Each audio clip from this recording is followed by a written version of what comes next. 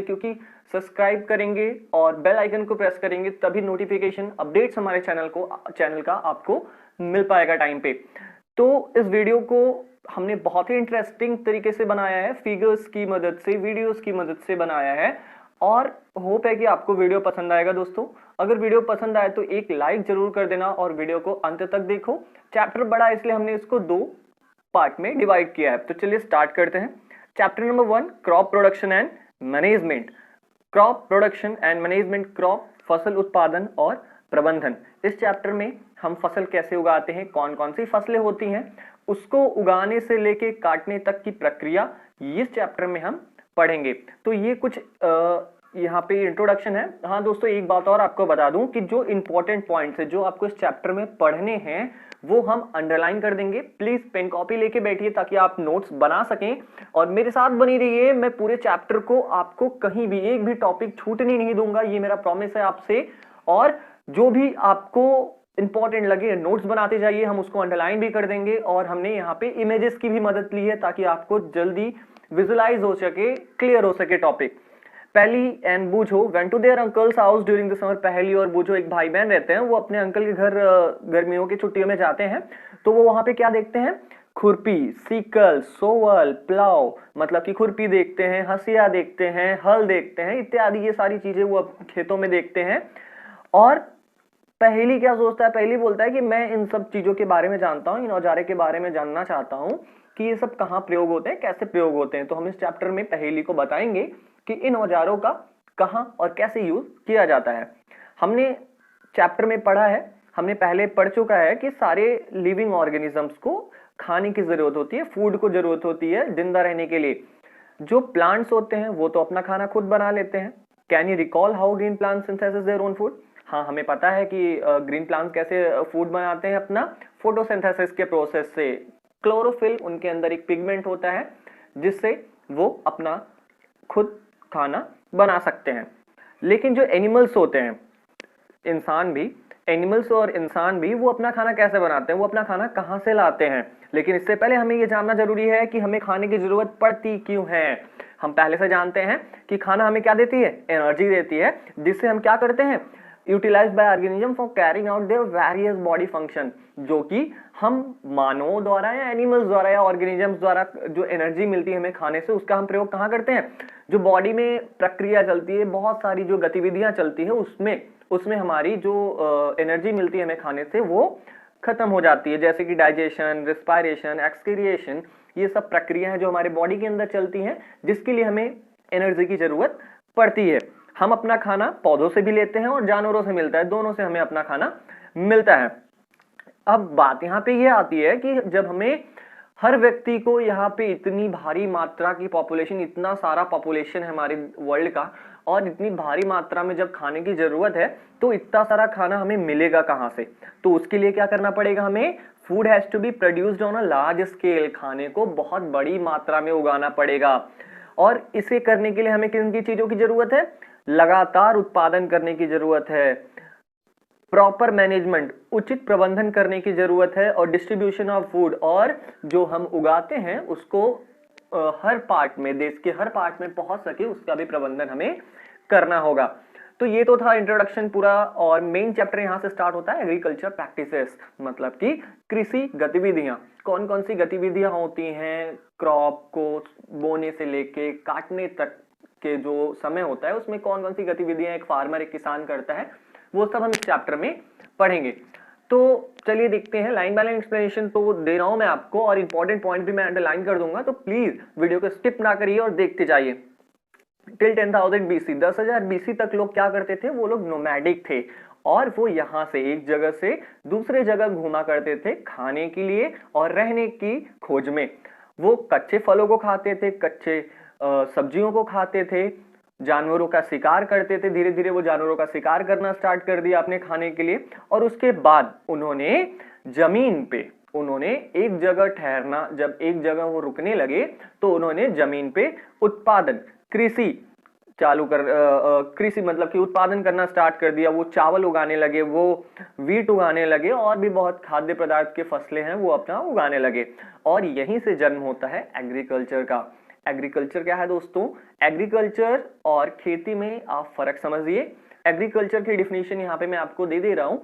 Agriculture में वो सारी चीजें आती हैं, रियरिंग ऑफ एनिमल्स हो गया, क्रॉप प्रोडक्शन हो गया, वो सारी चीजें जो हम अपने डेली नीड्स को पूरा करने के लिए करते हैं, जो हम एनिमल्स का रियर करते हैं, एनिमल्स का पशुपालन करते हैं जिनसे हमें दूध मिलता है, और क्रॉप को हम उगाते हैं जिनसे हमें क्या मिलता है? जरूरी सीरियल्स, वेजिटेबल्स, फ्रूट्स, ये सारी चीजें मिलती हैं। तो इन सब चीजों को मिला के एग्रीकल्चर कहा जाता है, इसे एग्रीकल्चर कहते हैं। चलिए आगे देखते हैं। एक और बहुत ही इंपॉर्टेंट डिफिनेशन है क्रॉप की। क्रॉप की डिफिनेशन यही है, when plants of the same kind are grown and cultivated in one place on a large scale, it is called a crop. जब बहुत सारे पौधे, एक ही प्रकार के बहुत सारे पौधे बड़ी मात्रा में उगाए जाएं तो उसे हम क्रॉप कहते हैं, उसे हम फसल कहते हैं। When plants of the same kind are grown and cultivated in one place on a large scale, it is called a crop. इसका उदाहरण देख लेते हैं, एग्जाम्पल देख लेते हैं। जैसे कि कोई बहुत सारे गेहूं की जो पौधे होते हैं वो एक जगह पर, एक खेत में बहुत सारे उगाए जाते हैं, तो हम उसे कहते हैं वो वीट का क्रॉप है, वो पैडी का क्रॉप है, वो बार्ले का क्रॉप है। तो ये सारी चीजें ये होती हैं क्रॉप। क्रॉप बेसिकली क्या होता है, आप एक लाइन में जान लीजिए कि बहुत सारे एक प्रकार के पौधे भारी मात्रा में जहां उगाए जाते हैं वो होता है क्रॉप, उसे हम कहते हैं फसल। हम पहले से जानते हैं, you already know that crops are of different types like cereal. हम पहले से जानते हैं कि जो फसलें होती हैं वो कई प्रकार की होती है, जैसे सीरियल्स अनाज हो गए, वेजिटेबल्स सब्जियां हो गई, फल हो गए, और ये तो बहुत सारी चीजें होती है जैसे हम अनाज उगाते हैं, फल उगाते हैं, सब्जियां उगाते हैं। लेकिन हम जिस सीजन में वो उगते हैं उस सीजन के आधार पर हमने इन्हें मुख्यतः तीन प्रकार में डिवाइड किया है। 2-3 प्रकार में हमने इन्हें डिवाइड किया है, विभाजित किया है। India is a vast country. India हमारी बहुत बड़ी कंट्री है जहां पे क्लाइमेटिक कंडीशन जैसे कि तापमान, नमी और वर्षा एक जगह से दूसरे जगह पे क्या करती है, अलग होती है, वैरी करती है। मतलब यहाँ पे थोड़ी कम बारिश है तो वहां पे ज्यादा बारिश, यहाँ पे कम गर्मी है वहां पे ज्यादा गर्मी होगी। तो तापमान और रेनफॉल वो अलग अलग जगह पे अलग अलग है, और इसी के आधार पर हमारे पास बहुत सारी रिच वेराइटी ऑफ क्रॉप्स हैं, बहुत सारी रिच वेराइटीज ऑफ क्रॉप्स हैं, बहुत ही भारी मात्रा में फसल हैं जो कि भारत के या हमारे देश के अलग अलग हिस्सों में उगाए जाते हैं। इतने भिन्नताओं के बाद भी, डिस्पाइट दिस डाइवर्सिटी, हम क्रॉप्स को, फसलों को मुख्यतः 2 भागों में विभाजित करते हैं। पहला हो गया हमारा खरीफ क्रॉप। ये बहुत ही इंपॉर्टेंट पॉइंट है दोस्तों। खरीफ क्रॉप, रबी क्रॉप को अंडरलाइन कर दीजिएगा, इसके डिफिनेशन पूछे ही जाते हैं। तो 2 बहुत ही मेन टाइप ऑफ क्रॉप होते हैं, जैसे कि एक हो गया खरीफ क्रॉप। खरीफ क्रॉप क्या होता है? खरीफ क्रॉप हमारे वो क्रॉप होते हैं जो कि रेनी सीजन में उगाए जाते हैं, जो कि बरसात के मौसम में उगाए जाते हैं। बरसात का मौसम हमारे यहाँ जून से सितंबर के बीच में होता है ना, तो जून से सितंबर के बीच में जो भी फसल उगाए जाते हैं वो हम उन्हें खरीफ क्रॉप कहते हैं। जैसे कि धान हो गई, धान की खेती, चावल की खेती, मेज हो गया, सोयाबीन हो गया, ग्राउंड नट हो गया, कपास हो गया, ग्राउंड नट मतलब मूंगफलियां हो गई, ठीक है। तो ये सारी चीजें हमारी खरीफ क्रॉप में आती है। खरीफ क्रॉप बेसिकली आप जान लीजिए जो कि जून से सितंबर के महीने में जिसकी बुआई और कटाई होती हो वो है खरीफ क्रॉप। रबी क्रॉप क्या होता है? रबी क्रॉप क्या होता है? रबी क्रॉप विंटर सीजन में, ठंडियों के मौसम में उगाए जाते हैं, मतलब कि नवंबर से लेके जनवरी फरवरी तक, ठीक है, उगाए जाते हैं। अक्टूबर से लेके मार्च तक जिन्हें हम कह सकते हैं।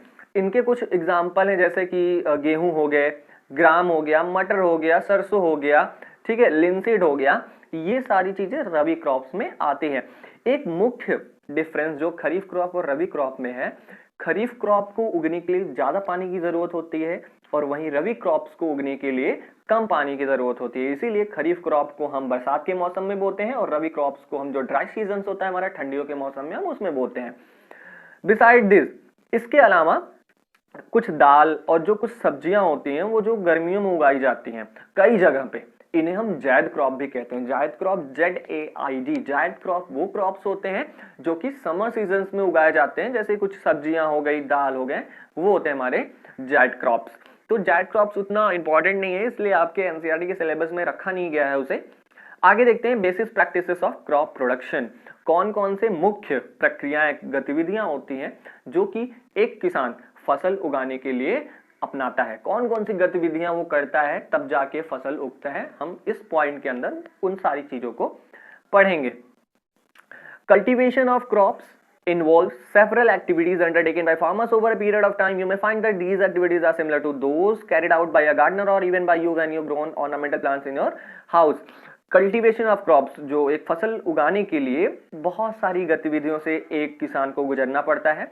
जैसे कि हम अगर देखें तो हम अपने घरों में भी अगर पौधे लगाते हैं, अपने घर पे कुछ सजाने के लिए, अपने घरों को सजाने के लिए जो पौधे हम प्लांट करते हैं, जितना ख्याल, जितना पौधे लगाने के लिए हम गमले में जो मिट्टी डालते हैं उसको हम क्या करते हैं, ढीला करते हैं, उसमें उर्वरक डालते हैं, फिर उसमें पानी डालते हैं, पेड़ लगाते हैं। तो जितनी भी गतिविधियां हम करते हैं, सेम कुछ इसी प्रकार से गतिविधियां एक किसान भी एक फसल उगाने के लिए करता है।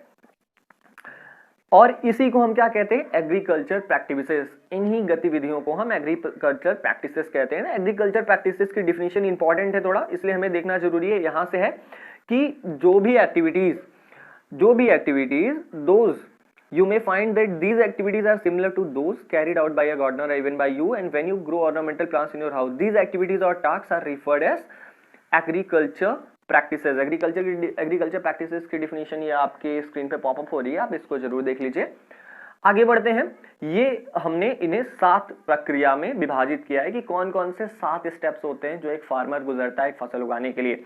तो पहला है मिट्टी को तैयार करना, प्रिपरेशन ऑफ सॉइल। मिट्टी को तैयार करना, मिट्टी को ढीला बनाना, ठीक है, उसको जोतना, फिर उस पर पानी डालना, ठीक है, फिर उसको लेबल करना, सोइंग बीज बोना, एडिंग मैन्योर खाद और उर्वरक उसमें मिलाना, सिंचाई करना, अनवांटेड प्लांट्स जो कि हमारे फसल में कभी कभी अनवांटेड प्लांट्स जो कि जिन्हें हम नहीं चाहते कि वो उगे वो भी उग जाते हैं, उनको हटाना, मैनुअली हटाना या किसी केमिकल का यूज करके हटाना, हार्वेस्टिंग कटाई, फिर उसको रखने का प्रबंध करना। ये सारी चीजें एक फसल उगाने के लिए इन सारी चीजों से हमें गुजरना पड़ता है। तो पहला देखते हैं प्रिपरेशन ऑफ सॉइल। मिट्टी को हम कैसे तैयार करते हैं। The preparation of soil is the first step before growing a crop. मिट्टी को तैयार करना किसी एक फसल को उगाने से पहले बहुत जरूरी है। ये एक ऐसी one of the most important task in agriculture, ये खेती के लिए बहुत ही जरूरी काम है। क्या काम बहुत जरूरी है? To turn the soil and loosen it, मिट्टियों को पलटना और इसे ढीला करना, इसे भुरभुरा बनाना। This allows the roots to penetrate deep into the soil. ये क्या करता है, अगर हम मिट्टियों को जितना ढीली रहेगी मिट्टी उतना अंदर तक किसी फसल की जो जड़ होती है वो जाएगी। और जो लूज सॉइल, जो ढीली मिट्टी होती है, अलाउज द रूट्स, वो जड़ों को अलाउ करती है, परमिट करती है कि ताकि वो आसानी से ब्रीथ कर सके, सांस ले सके। इवन वो जितने भी अंदर, अगर जो मिट्टी रहेगी हमारी वो भुरभुरी रहेगी, ढीली रहेगी, तो जो फसल की जड़ें वो चाहे जितनी भी अंदर चली जाए वो अच्छे से हम ऑक्सीजन और कार्बन डाइऑक्साइड का एक्सचेंज कर सकते हैं। वो Why does the loosening of soil allow the roots to breathe easily? यहाँ पे एक क्वेश्चन बनता है कि जो ढीली मिट्टी रहती है वो क्यों, वो जड़ों को क्यों परमिट करती है, क्यों अनुमति देती है कि वो आसानी से सांस ले सके, ब्रीथ कर सके। द लूजेंड सॉइल, यहाँ इसका आंसर यहाँ पे मिल जाएगा आपको। The loosened soil helps in the growth of earthworm. जो ढीली मिट्टी होती है वो अर्थवर्म, केचुए और जो छोटे छोटे माइक्रोब्स होते हैं जो कि मिट्टी में ऑलरेडी मौजूद रहते हैं, वो क्या करते हैं, उनको बढ़ावा देता है। जो ढीली मिट्टी रहती है ये इनको क्या करता है, बढ़ावा देता है, ये अधिक मात्रा में और पैदा होने लगते हैं। इन ऑर्गेनिजम्स को, इन छोटे छोटे कीड़े मकोड़ों को किसान का दोस्त कहा गया है। क्यों कहा गया है? क्योंकि ये क्या करते हैं, ये मिट्टियों को उलट पलट देते हैं, उसको क्या करते हैं, भुरभुरा बना देते हैं, इसको ढीला बना देते हैं मिट्टियों को, और उसमें ह्यूमस भी मिला देते हैं। ह्यूमस क्या होता है दोस्तों? ह्यूमस आप कह सकते हो कि जो डेड प्लांट्स और जो डेड ऑर्गेनिजम्स जो उस मिट्टी में मर गए रहते हैं उनको डिकम्पोज करके वो फिर से उसी मिट्टी में मिलाता है, जिससे मिट्टी को न्यूट्रिएंट्स मिलता है। ठीक है, but why does the soil need to be turn? लेकिन अब यहाँ पे एक क्वेश्चन और बनता है कि मिट्टी को पलटने की और ढीला करने की क्यों जरूरत पड़ती है। तो देखते हैं हम। You have learned in the previous classes that soil contains mineral. हमने अपनी पिछली क्लासेस में पढ़ा है कि मिट्टी मिनरल्स, वाटर, एयर और कुछ अन्य लिविंग ऑर्गेनिज्म जीवों को अपने साथ कैरी करता है। मतलब कि मिट्टी में कई प्रकार के मिनरल, पानी, हवा और कुछ अन्य जानवर भी पाए जाते हैं। इसके साथ ही साथ जो मरे हुए पेड़ पौधे रहते हैं, मरे हुए जो पौधे रहते हैं, जो जानवर रहते हैं, वो क्या करते हैं, वो सॉइल ऑर्गेनिज्म जो अर्थवर्म हो गए हमारे और जो माइक्रोब्स हो गए उनके द्वारा डिकम्पोज कर दिया जाता है। इन दिस वे, इस तरीके से various nutrients held in the dead organisms are released back into the soil. इस तरीके से जो वो मरे हुए जानवर जिनके अंदर न्यूट्रिएंट्स रहता है वो फिर से वापस हमारी मिट्टी में आ जाता है और ये जो न्यूट्रिएंट्स रहते हैं वो प्लांट्स के द्वारा एब्जॉर्ब कर लिए जाते हैं। Since only a few centimetres of the top layer of soil supports plant growth, turning and loosing of soil brings the nutrient rich soil to the top so that plants can use this nutrients. क्योंकि हमें पता है कि केवल जमीन के सतह से कुछ सेंटीमीटर तक ही जो प्लांट होता है, जो पौधा होता है, वो ग्रोथ, पौधे के ग्रोथ के लिए, पौधे के उत्पादन के लिए बहुत जरूरी होता है। केवल कुछ सेंटीमीटर शुरुआत से, सतह से केवल कुछ सेंटीमीटर तक ही पौधे न्यूट्रिएंट्स, वाटर, मिनरल्स लेते हैं। और इसलिए अगर जो उपजाऊ मिट्टी है वो अगर नीचे से ऊपर आती है तो उसमें ज्यादा न्यूट्रिएंट्स रहेंगे और प्लांट अच्छी तरीके से ग्रो कर पाएगा। दस turning and loosening of soil, और इसीलिए मिट्टियों को पलटना और उसे ढीला करना बहुत ही जरूरी है एक फसल उगाने के लिए। और इसी प्रोसेस को, the process of loosening and turning of the soil, और इसी प्रोसेस को, मिट्टियों को पलटने का और ढीला करने के प्रोसेस को हम टीलेज, टीलिंग या प्लॉइंग कहते हैं, जिसे हम हिंदी में जुताई भी कहते हैं। और ये किसके द्वारा किया जाता है, plug. This is done by using a plough. Plough क्या होता है, हल जिसे हम कहते हैं, वो होता है हमारा प्लॉ।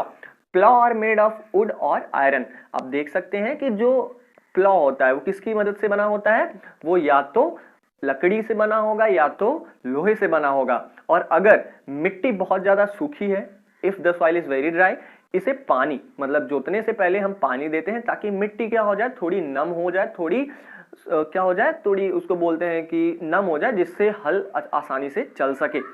द प्लग्ड फील्ड में है big pieces of soil called cramps. जो जुताई किए हुए खेत होते हैं उसमें आप देखते हैं बड़े बड़े ढेले टाइप के, बड़ी बड़ी मिट्टियों के, मतलब कि पत्थर टाइप के बन जाते हैं, उन्हें हम क्या कहते हैं, क्रम्स। आप फिगर के थ्रू देख लीजिए, ये होते हैं क्रम्स, जो कि जुताई के बाद जो बड़े बड़े मिट्टी के टुकड़े निकलते हैं वो होते हैं क्रम्स।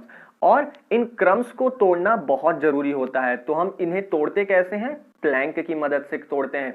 हम अपने ट्रैक्टर्स में लगा के, या कभी कभी आप देखते होंगे गांव में एक पटरी टाइप का रहता है और पटरी पे लोगों को बैठने के लिए कहा जाता है और वो बैलों से या जानवरों से खिंचाई करवाई जाती है ताकि जो क्रम्स हैं वो टूट जाए, ब्रेक हो जाए।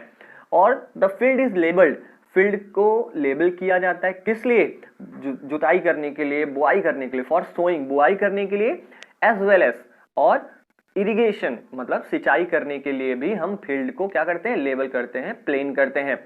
और ये लेबलिंग किससे की जाती है, लेबलर की मदद से की जाती है। लेबलर आप सब जानते होंगे, आपके गांव में, आपके शहरों में ट्रैक्टर से बांध के खेतों को लेवल किया जाता है, वो एक सतह के रूप में कर दिया जाता है, प्लेन कर दिया जाता है।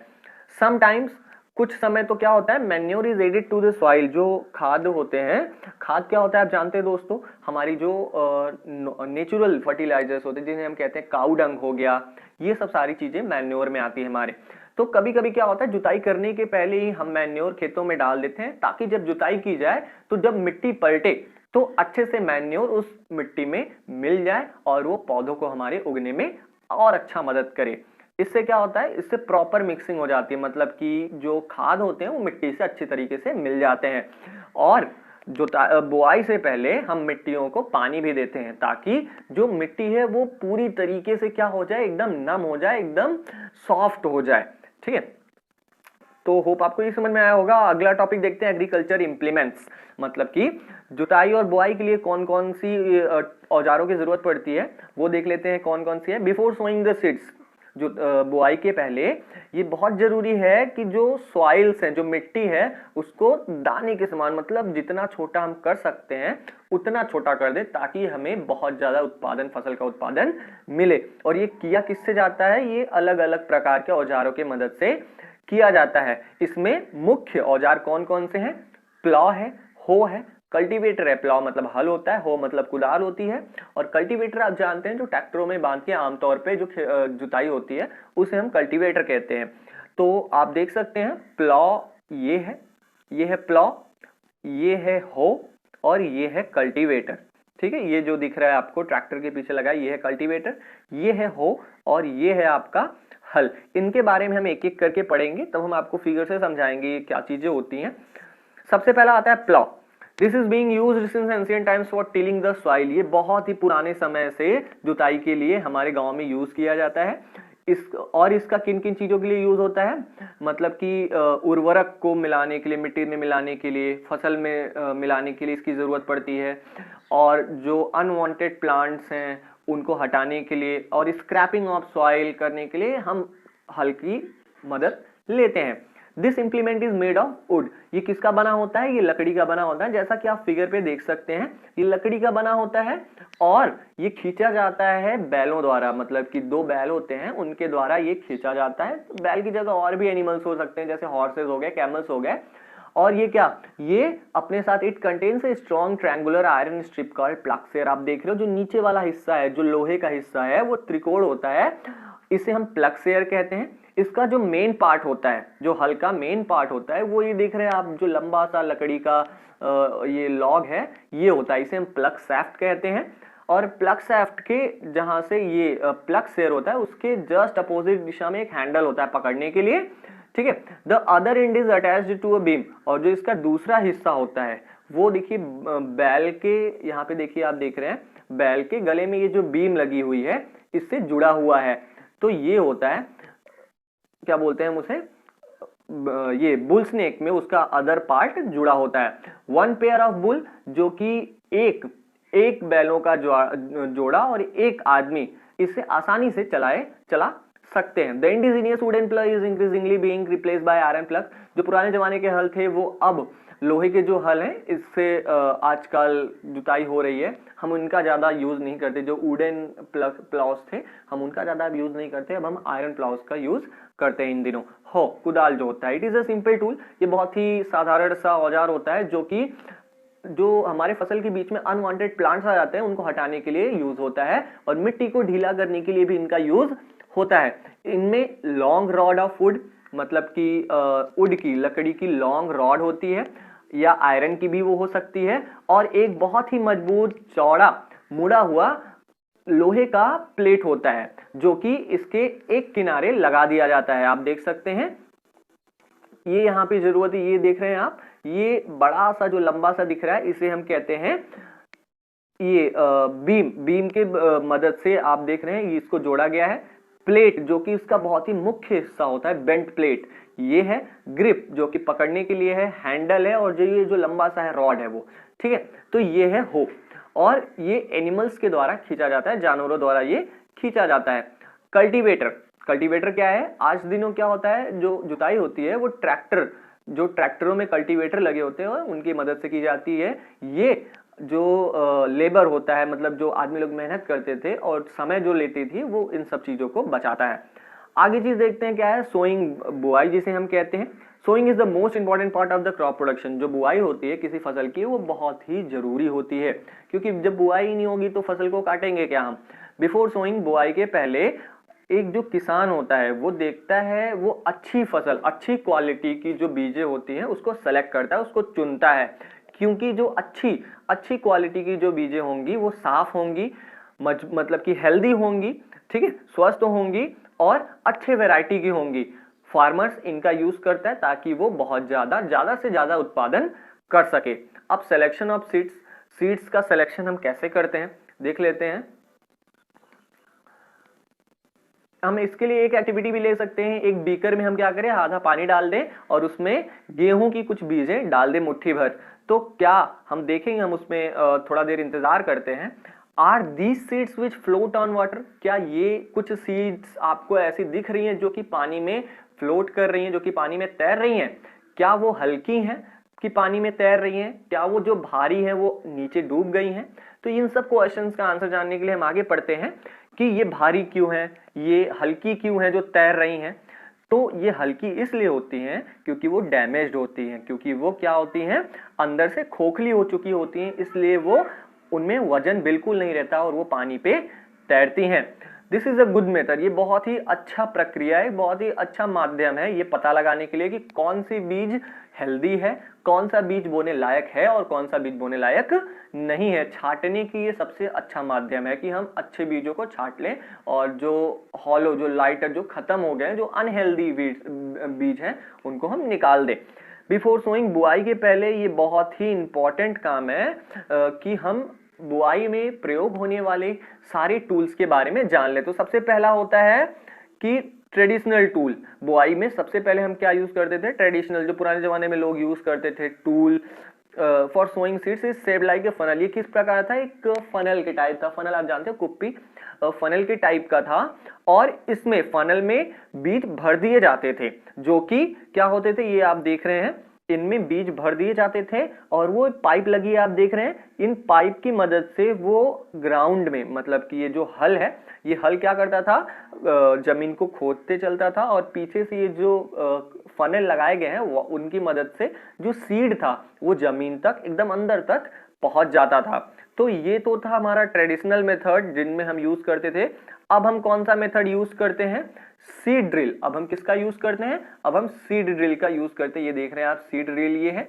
सीड ड्रिल क्या होता है? आपने देखा होगा आपके खेतों में, जहां जहां बड़े खेत होते हैं वहां पे क्या होता है? सीड ड्रिल का मदद से हम बीज को बोते हैं। ये किस प्रकार का होता है? This tool shows the seeds uniformly eight proper distances. ये किसी बीज को उचित, मतलब कि एक बराबर स्थान पे बोता है। जैसे 10 सेंटीमीटर पे एक बीज है तो दूसरा भी अगले 10 सेंटीमीटर पे होगा, तीसरा अगले 10 सेंटीमीटर पे होगा। उचित दूरी पे और उचित गहराई में सीड ड्रिल जो मशीन होती है वो बीजों को बोता है। इससे क्या होता है? इससे, और ये मिट्टी भी ऊपर से डाल देता है। बीज बोने के बाद ये ऊपर से मिट्टी भी कवर कर देता है, जिससे कि जो हम बीज बो रहे हैं उससे पक्षियां चूग ना ले, पक्षियां उठा ना ले जाएं। बुआई के लिए जो सीड ड्रिल मशीन का यूज होता है, ये समय बचाता है, मेहनत बचाता है। तो ये सब चीजें हमने अभी देखा है, इस चैप्टर में अब तक पढ़ा है। बाकी पार्ट हम नेक्स्ट चैप्टर में नेक्स्ट वीडियो में लेके आएंगे। हमारे चैनल के साथ बने रहिए, हम वो सब कुछ हर संभव प्रयास करते हैं ताकि आपको एकेडमिक्स में हेल्प मिल सके। तो मिलते हैं अपने अगली वीडियो में दोस्तों, तब तक।